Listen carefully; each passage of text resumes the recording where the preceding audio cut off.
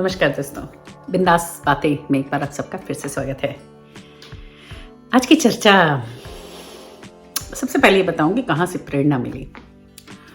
तो पहले किस्सा हो जाए तो हमारे ऑफिस में देसी बंदी थी, छोटी सी लड़की, छोटी। अब जैसी मैं हूँ तो मैंने तो उससे जाके पूछा कि भाई, पहले तो एज पूछी तो पता चला शी वाज ओनली 21। अब जब 21 साल की सुना तो लगा अरे यार, क्योंकि जहां मैं काम करती हूं वहां ऐसा नहीं है कि आदमी का करियर एम होगा कि वो वहां पहुंचे। ऐसे देखा जाए तो मेरा qualification is BCom, MBA in marketing, पर जो मैं काम करती हूँ वो इन डिग्री से कोई उसका मेरी डिग्री से लेना ही देना नहीं, कोई लेना देना नहीं है, अलग ही है दुनिया से परे। However, मेरा काम ऐसा है कि कोई ऐसा नहीं होगा कि जो करियर उसको बनाए अपना, लाइक एम करे टू बी देयर, कहीं फंस जाए और वहां से डिपार्टमेंट्स में है और वहां से हमारी जगह पहुंचने की कोशिश कर रहा हो, वो दूसरी बात है।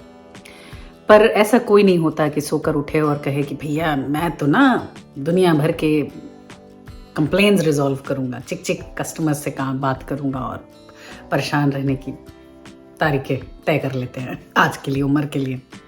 तो ऐसा कोई नहीं होगा, ऐसा मेरा सोचना है, मानना है। अब ये लड़की 21 साल की हमारे डिपार्टमेंट में आ गई और काम कर रही है। तो मुझे थोड़ी क्यूरियोसिटी हुई, तो मैंने उसको पूछा कि भाई तुम्हारी क्या यूनिवर्सिटी पढ़ाई ख़त्म हो गई? कहती नहीं, मैं पढ़ाई भी कर रही हूँ और साथ में काम कर रही हूँ।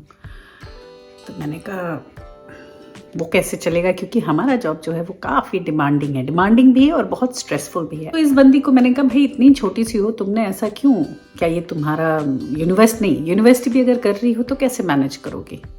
तो कहती देखते हैं, कोशिश कर रहे हैं। मैंने कहा अच्छा तुम्हारा एम क्या है? तो उसने बताया कि she wants to join politics and she wants to be somewhere, so who knows, progressing towards becoming some sort of a minister or something, right? Politics में जाना चाहती है and she has always been fascinated about that. तो मैंने कहा अच्छा तो तुम उसके लिए क्या पढ़ाई करोगी? तो उसने वो बताया कि this is my step. मैं कैनबरा भी गई थी, पार्लियामेंट होकर आई, and it's so fun this and that, कि that's my ultimate place to be in. तो मैंने कहा तो फिर तुमने ये जॉब ज्वाइन कर लिया तो तुम पढ़ाई कैसे करोगी? कहती नहीं, पढ़ाई तो मुझे करनी है। तो मैंने उससे कहा कि भाई अगर कभी ऐसा लगे आगे चल के कि पढ़ाई नहीं हो पा रही तो प्लीज़ जॉब छोड़ देना, क्योंकि जहाँ तुम जाना चाहती हो उस रास्ते में कोई बाधा मत आने देना। क्योंकि पैसा मिलने लगा है, कायदे की कमाई होने लगी, तो ऐसा नहीं हो जाए कि तुम अपने सपनों को छोड़ दो। तो कहती नहीं, I promise I want do that. और 2 दिन पहले उसने काम से रिजाइन किया है, क्योंकि she is going to study and then she is going to go to London for further studies politics. I was so happy, मैं बता नहीं सकती मुझे कितनी खुशी मिली उसके रेजिग्नेशन से।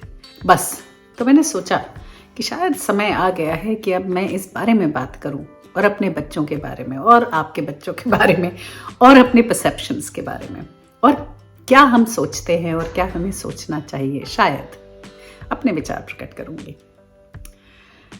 तो एम ये है इस वीडियो का कि बच्चे जो हैं वापस से सपने देखना शुरू करें जो छोड़ चुके हैं। शायद हम पेरेंट्स क्या सोचते हैं कि भैया बच्चा पैदा हो, पहले तो बच्चा पैदा होने के लिए परेशान रहते हैं, बच्चा पैदा हो गया फिर उसकी परवरिश में मतलब अपनी जान लगा, देसी पेरेंट्स की बात कर रही हूँ, बाकियों को मैं नहीं बोल सकती, जज नहीं कर सकती, बट हम अपने माहौल की, जैसा आम घरों में होता है कि बच्चे पैदा हुए भैया, पहले कुछ महीने जो इनिशियल ईयर्स हैं उसमें तो मस्ती हो गई बच्चों की, उसके बाद वो भयंकर उस साइकिल में घुस जाते हैं जहाँ पेरेंट्स प्रेप से ही चालू हो जाता है पढ़ाई, मतलब स्कूल जाना शुरू, कई बार उससे पहले ही चाइल्ड केयर में भी उनकी चालू ग्रिलिंग शुरू हो जाती है।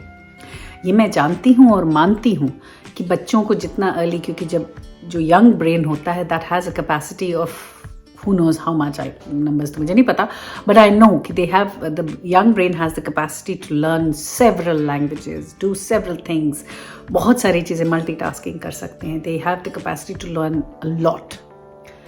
तो आप सिखाएं, इसकी कोई मनाही नहीं है, लेकिन ABCD के ऊपर बहुत ज़्यादा पढ़ाई पे ना सिखाएं। ऐसा मुझे लगता है कि भाई छोटे से बच्चे को आप दुनिया भर की चीज़ें सिखा रहे हैं, पर उसमें अच्छी चीज़ें सिखाएं।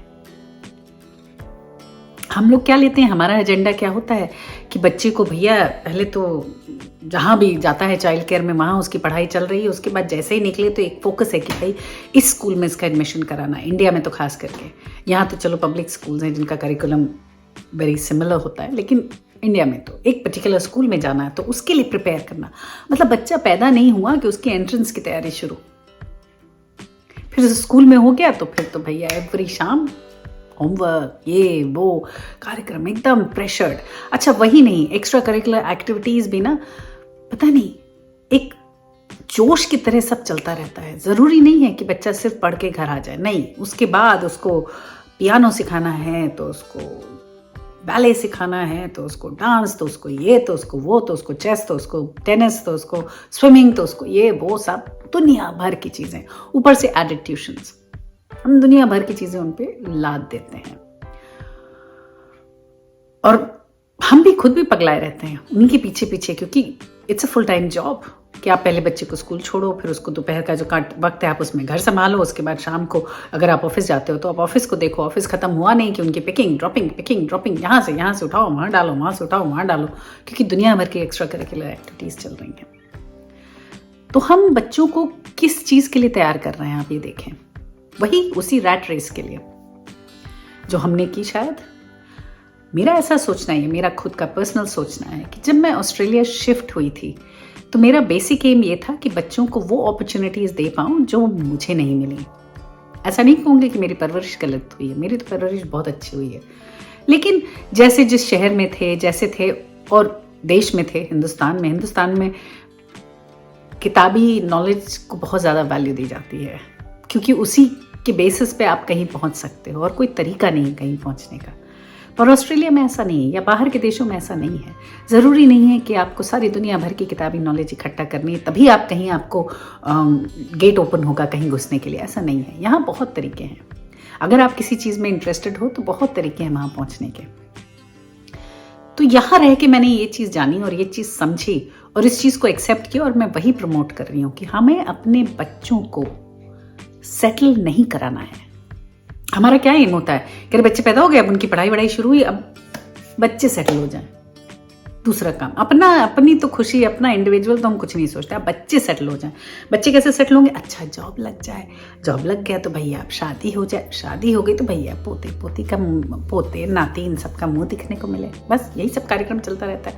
मतलब हद्दी हो गई, दिमाग ना हो गया कि कच्चर भरा एकदम। तो मुझे लगा कि ये जो पेरेंटिंग का स्टाइल है उससे थोड़ा हम लोगों को अब स्विच करना चाहिए। जो सेटलिंग ऑफ किड्स है वो हमें छोड़ देना चाहिए कि बच्चों को हमें सेटल नहीं कराना है। बच्चे सेटल हो जाएंगे, अपने आप हो जाएंगे। हमें क्या करना है, क्योंकि हमने बच्चों को जब पैदा किया था तो अपनी खुशी के लिए किया था, तो फिर हमें उन बच्चों से सिर्फ खुश रहना है, खुशी लेनी और खुशी देनी है। खुशी आप कैसे ले दे सकते हो? पहले तो प्यार बांटते चलो, प्यार बांटो एक दूसरे में खुल के बैठो, हंसो, खिलखिलाओ, बातें करो, गेम्स खेलो इवनिंग में, और मूवीज देखो, और टहलने जाओ, लंचेस ब्रंचेस करो साथ में, ये सब करो। उसके साथ आप क्या अपने बच्चों को दे सकते हो जो उनके लिए लाइफ लॉन्ग रहेगा? वो है हमारी वैल्यूज। वो स्किल्स हमें अपने बच्चों को देनी चाहिए जो उनको आगे चल के काम आएंगी। जैसा सच बोलना, कि सच बोलना कितना जरूरी है, सुनने की स्किल्स, किसी चीज को एक्सप्लेन करके बताने की स्किल्स, कि दिन भर में अगर दिन भर जो बच्चे बाहर बिता के आते हैं स्कूल में, उनसे ये स्किल्स कि वो कैसे उस दिन को आपको डाउनलोड करें, इसकी स्किल्स वो कैसे आएगी जब आप उनके साथ समय बिताएंगे और आप उनको हल्के में नहीं लेंगे। कह रहे जाओ भैया जाओ, अभी यहाँ से जाओ, अभी जाओ जाके टीवी देख लो थोड़ी देर, अभी जाओ जाके पढ़ाई करो, अभी जाके जाओ होमवर्क करो, अभी ये करो, अभी वो करो। नहीं, आए तो शांति से उनके साथ बैठें। कई बार सिर्फ शांति से बैठने में भी अलग ही मजा है कि आपके बच्चे भी उसी रूम में बैठे और आप भी वहीं बैठे हो ना। बच्चों को इस चीज से प्रॉब्लम हो रही है कि आप वहां क्यों बैठे हो, ना आपको। हो सकता है वो अपने फोन पे हो, या वो कुछ और कर रहे हो, या अपने फ्रेंड से कहीं बात कर रहे हो और हंसे। अगर वो मुस्कुराए तो आप पूछ सकते हो क्या हुआ, कोई जोक आया क्या, बताओ ना। हो सकता है वो बता दे, अगर बता दे तो एक स्टेप क्लोजर, नहीं बताए तो कोई बात नहीं, next time try again later. साथ बैठने की भी एक कला है कि हम साथ बैठें और हम एक दूसरे को क्रिटिसाइज ना करें। मैंने देखा है बहुत सारे पेरेंट्स, कल हम बात कर रहे थे, हमारी एक फ्रेंड आई थी, तो हमने कहा कि क्यों ऐसा होता है कि बच्चे ग्रैंड पेरेंट्स में भी किसी ग्रैंड पेरेंट के पास होते हैं और किसी से दूर हो जाते हैं, पेरेंट्स में भी किसी के पास होते हैं किसी से दूर हो जाते हैं, ऐसा क्यों है? तो ये समझ में आया कि कुछ पेरेंट्स की आदत होती है कि बच्चे बैठे होते हैं ना तो उनको सिर्फ लेक्चर देते हैं। बाय लेक्चर आई मीन कि सिर्फ सबक सिखाते रहते हैं कि अरे तुमने ये काम किया आज, अरे आज तुम इतनी देर से उठे, तुमने अपना बिस्तर बनाया नहीं बनाया, तुमने ये किया, तुमने वो किया, तुम ये क्यों नहीं करते हो, तुम वो क्यों नहीं करते हो। तो बच्चा जो था थोड़ी देर वहां बैठेगा, थोड़ी देर बाद वहां से कट लेगा। उसने कहा ये क्या मुसीबत है यार, बैठो नहीं कि इनके लेक्चर शुरू हो जाते हैं, शांति से बैठ ही नहीं सकता। तो ये फीलिंग जब हमें आती है कई बार तो फिर उन्हें भी आती है, पर हम ये चीज ध्यान ही नहीं देते हैं, हम उनको लेक्चर देते ही रहते हैं। तो वो फिर हमारे पास आने की कोशिश, वो तो आएंगे, घुसेंगे, धड़ाक करके अपने रूम में बंद हो जाएंगे।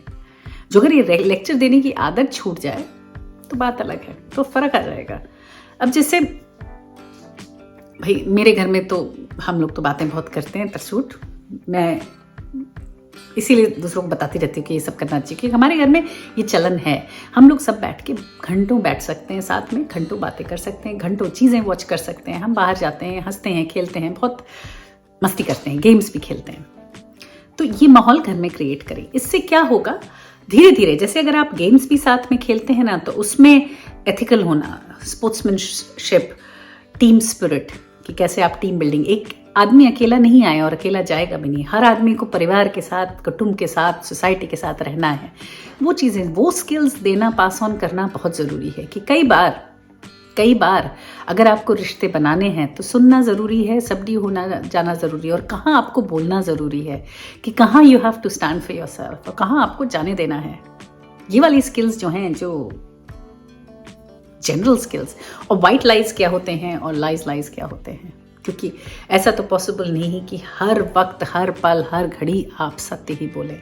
कई बार ऐसे सिचुएशंस आती है जहां आपको वाइट लाई बोलना पड़ता है, कभी किसी को प्रोटेक्ट करने के लिए, कभी किसी को संभालने के लिए, किसी सिचुएशन को संभालने के लिए, किसी की भलाई के लिए। तो अगर वैसा है तो उनमें डिफरेंस क्या है, क्योंकि ये नहीं होना चाहिए कि वो बोले अरे आप भी तो झूठ बोलते हो। तो clarity between the two lies, कि अगर आदमी ये बोल रहा है तो इसमें क्या गलत है, और अगर ये बोल रहा है तो क्या है। अगर वो स्कूल बंक करके बोलता है कि नहीं मैं तो स्कूल में था, और स्कूल में ना होके कहीं और चला जाता है, तो वो गलत है। कैसे गलत है? और वहीं अगर वो कभी कभार थका हुआ है और घर में बोलता है कि मम्मा मेरा मन नहीं है स्कूल जाने का, और आप बच्चे के लिए स्कूल में नोट डालते हो कि oh he was not, she was not feeling well, that's a white lie. झूठ में भी वाइट ब्लैक होता है, तो उसका डिफ्रेंसिएशन और क्यों इंपॉर्टेंट है कि झूठ ना बोला जाए, ऑनेस्टी क्यों जरूरी है। क्योंकि वही है ना कि जब आप सच बोलोगे तो आपको सोचना नहीं पड़ेगा कि आपको क्या बोलना है, क्योंकि आपको सच बोलना है। फिर कि कैसे आप you set an example for them. तो कोई भी चीज़ अगर आप बोलते हो कि बेटा तुम जब आते हो ना स्कूल से तो तुम ये जूते यहाँ मत छोड़ा करो, या इसको अपने कमरे में लेके जाओ, इस जगह रखो, तो वो क्या है ना, वो देखेंगे कि हाँ मम्मा पापा भी यही करते हैं, तो फिर अगर वो बोलते हैं तो कुछ गलत नहीं है। पर कई बार क्या होता है कि हम तो कुछ और करते हैं, पर लेक्चर देने में तो हम उस्ताद हैं, हम सबसे पहले माता पिता बन जाते हैं और फिर लेक्चर देना शुरू कर देते हैं। तो उस चीज़ से हमें दूर हटना है। तो हमें बच्चों को सेटल नहीं कराना, पहली चीज़, वो अपने आप सेटल हो जाएंगे। हमें उन्हें स्किल्स देने हैं, how to survive in this society. सच बोलने की कला बतानी है कि कैसे आप सच बोले every day, how to stand for oneself, how to protect others, how to stand for others. कब आप चुप रहें, कब आप बोलें, कब आपको झूठ बोलना चाहिए और कब आपको कभी झूठ नहीं बोलना चाहिए, कौन कौन सी चीज़ें हैं। तो ये जो जनरल स्किल्स हैं ये हम लोगों को बच्चों को पास ऑन करने चाहिए। हमारे वैल्यूज़, हमारे ट्रेडिशंस, कई बार ट्रेडिशंस भी, that's, her religion, her custom के ट्रेडिशंस बहुत खूबसूरत होते हैं, और कहीं ये ना अपने वियर्ड जद्दोजहद जिंदगी के में सब गुम हुए जा रहे हैं। फेस्टिवल्स मनाना, क्योंकि हम मर जाएंगे तो फिर हमारे क्या दिवाली होली मनना ही बंद हो जाएंगी। क्योंकि दिवाली होली का इम्पोर्टेंस फेस्टिवल जो है वो तो हैं, लेकिन उसका इम्पोर्टेंस ये भी है कि हम कैसे सोसाइटी में एक साथ मिलकर क्या चीज़ें करते हैं, सब लोग जुट कर क्या चीज़ें करते हैं। तो वो अच्छी चीज़ है ना कि क्रिसमस मनाना, और ज़रूरी नहीं है कि आप दिवाली होली, क्रिसमस भी। तो ट्रेडिशंस हैं, जो फेस्टिवल्स हैं, उनको एंजॉय करना। फिर जिस शहर में आप रहते हो उस शहर को एंजॉय करना कि भाई जिस शहर में आप रहते हो उसमें बहुत सारी खूबसूरत जगह हैं, तो उन सब में आप जाएं, घूमें, बच्चों को दिखाएं कि भाई देखिए यहाँ की हिस्ट्री, यहाँ का ये सब आप दिखाएं। कहीं जाएं बाहर तो उस चीज़ को एंजॉय करें अच्छे से। तो ये सब स्किल्स हमें देनी है बच्चों को, और साथ साथ बच्चों को खुश रहना सिखाना है। ये जो वर्ल्ड हो गया ना, थोड़ा मटीरियलिस्टिक हो गया है कि हर चीज़ अब पैसे और चीज़ों से तौली जाती है कि भाई उसके पास तो बहुत पैसे हैं, उसके घर तो 3 मर्सिडीज खड़ी रहती हैं, हमारे पास क्या है, हमारे पास तो वही खटारा मैज़दा 2, एक ही गाड़ी है, कटर पटर चले जा रही है। पर फिर ये जानना ज़रूरी है कि गाड़ी कौन सी, उससे फ़र्क नहीं पड़ता। गाड़ी के अंदर जो लोग बैठते हैं वो कैसे हैं और वो खुश हैं कि नहीं, उससे फ़र्क पड़ता है। और खुशी हमें चीज़ों से नहीं मिलती, ये तो टाइम एंड अगेन प्रूव हुआ है, हर जगह प्रूव होता है कि जिसके पास जितना पैसा है वो तो कायदे से खा भी नहीं सकता। दूसरा, healthy lifestyle, mindfulness. Healthy lifestyle क्या है कि आप अगर जंक खाते हो तो उसको आप बैलेंस कैसे करते हो। अगर आप अपने ज़िंदगी में एक्सरसाइज आपने डाली हुई है कि नहीं डाली हुई है, जो लाइफ पैटर्न्स हैं वो कैसे हैं। ये नहीं कहती कि भगवान पे बड़ा विश्वास करो, उठ के सुबह से पूजा पाठ करो, नहीं, बिल्कुल भी नहीं, मैं तो खुद ही वैसी नहीं हूँ। लेकिन हाँ, उठो सवेरे, मेडिटेशन की वैल्यू को समझो। जो हम लोग की जो योगा है, योगा या not necessarily yoga but whatever exercise, आप टहलने जाओ, अपने शरीर का ख्याल, अपने दिमाग का ख्याल रखना सिखाएं। क्योंकि कितने केसेस मैं देखती हूँ कि यंग लोग डिप्रेशन में हैं, डिप्रेशन में उतर जाते हैं, फिर उनसे कुछ भी नहीं होता। अच्छे अच्छे टॉपर्स, भयंकर उन लोगों ने स्कोर्स लिए, 8 आवर्स उनके भयंकर, लेकिन फिर वो डिप्रेशन में चले गए क्योंकि उन पे इतना ज़्यादा प्रेशर था कि उन सर्टन लेवल, सर्टन परफॉर्मेंस के लिए कि भाई तुम्हें यहाँ इतना मार्क्स तो लाना ही है, यहाँ तो पहुँचना ही है। ये उनकी खुद की इच्छा हो ना हो उससे कोई मतलब नहीं है, लेकिन पेरेंट्स का प्रेशर बहुत ज़्यादा कि you have to be an high achieving person, ये तुम्हें करना है। तो बच्चे डिप्रेशन में चले जाते हैं। कहाँ उनको कुछ करना होता है वो सब तो दूर की बात है, कुछ भी नहीं कर पाते। तो फिर हमें ये भी सिखाना है ना। और दूसरा, हमें उनकी जो इच्छाएं हैं, जो वो सही मायने में करना चाहते हैं, उसमें सपोर्ट करना है, उसे क्रिटिसाइज नहीं करना है। चाहे कोई भी छोटी से छोटी सी चीज़ जो उनको पसंद हो या बड़ी से बड़ी चीज़, जो आप बिल्कुल, आज का तो दौर ऐसा है कि जो भी आपको पसंद है आप उसका करियर बना सकते हो, जो भी आपको पसंद है। कोई चीज़ आजकल ऐसी नहीं है जिससे आप अपना करियर नहीं बना सकते हो। लाइक पैसा उससे बाय प्रोडक्ट हो सकता है, तो क्यों नहीं उसी चीज़ को फोकस करें, उसी के लिए पढ़ाई करें। जो अगर पता चल जाए कि आपकी कॉलिंग क्या है तो आप उसको उसमें सपोर्ट करें।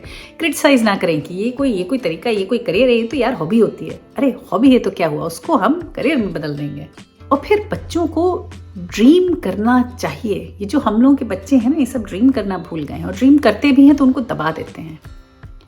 ये जो सपने हैं दिल के, वो वापस से जगाइए बच्चों में, कि वापस से वो लोग खुश होकर के सपने देखें, और सपने देखें और उसकी तरफ जाएं। चाहे वो विचित्र से विचित्र सपने हो, कुछ भी हो, लेकिन उसकी तरफ बढ़ें आगे। अब सपने बेकार के ना हो कि भैया इसको उठा लें, यहाँ से किडनैप कर लें, वहाँ से धर दें, ये सब नहीं। तो वो तो वैल्यूज़ आपके क्लियर रखें ना, उसको बैलेंस हो जाएगा। तो अच्छे सपने जो उनको देखना है, जहाँ वो पहुँचना चाहते हैं जीवन में, जो चीज़ उन्हें करनी पसंद है, उसके लिए आप सपोर्ट करें। कभी डिस्करेज ना करें, हर चीज़ को इनकरेज करें। कभी कोई, जैसे हाउ टू हैंडल फेलियर्स, भाई हर जगह तो अच्छा नहीं। अभी जैसे हमारे लड़के का कैसा था कि यहाँ जैसे वो होता है ना, स्टूडेंट लीडरशिप कमिटी बनती है इनके स्कूल में, तो ईयर 11 में सिलेक्शन होता है, और ईयर 12 में यही बच्चे ज़्यादा करके कैप्टन्स और हेड बॉयज़ और ये सब बनते हैं। तो इनका भी इंटरव्यू हुआ था, इनका भी वोटिंग भी शायद ठीक ठाक गई थी, लेकिन फिर इनको सिलेक्ट उस कमेटी में वो नहीं हो पाए। तो चाहे वो जितना कहें कि उन्हें डिसअपॉइंटमेंट नहीं है, लेकिन अंदर से तो तकलीफ होती है ना कि कहीं कभी जैसे किसी चीज़ में आप जाओ और आप अनसक्सेसफुल हो तो तकलीफ तो होती है। तो उस तकलीफ में आप कैसे मरहम बन सकते हो या कैसे उस तकलीफ से उसको बाहर निकालो, क्योंकि ये जो छोटी छोटी तकलीफें हैं ना, यही कई बार बन के या इकट्ठा हो के बहुत बड़ी हो जाती हैं और फिर बच्चे वही उस अंधेरे में गुम हो जाते हैं। तो हमें हर वक्त कोई भी फेलियर हो या कोई भी गलत हुआ है उनके साथ कभी भी, तो उससे बाहर निकलने की कला दिखानी और सिखानी चाहिए। खास करके किसी भी कोने में दिल के उनके अंधेरा हो तो हमें वहां टॉर्च बन के घुस जाना है। ये हमारा एम होना चाहिए, जिससे कि उनके दिलों की खिड़कियां हमेशा खुली रहें, रोशनी हवा सब आती जाती रहे। तो इससे वो दिमागी तौर पे भी स्वस्थ रहेंगे और फिजिकली भी स्वस्थ रहेंगे। और सेटल कराना छोड़ दें, वो अपने आप सेटल हो जाएंगे। जब आप ये सब दे देंगे ना, तो ऐसा भयंकर सेटल होंगे कि आपको लगेगा वाह मैंने क्या किया, गजब। तो हम लोग को क्या करना है, गजब पेरेंटिंग, थोड़ा सा स्विच। चलिए आज के लिए सिर्फ इतना ही। अगले हफ्ते फिर मिलेंगे किसी और बात, किसी और चर्चा के साथ।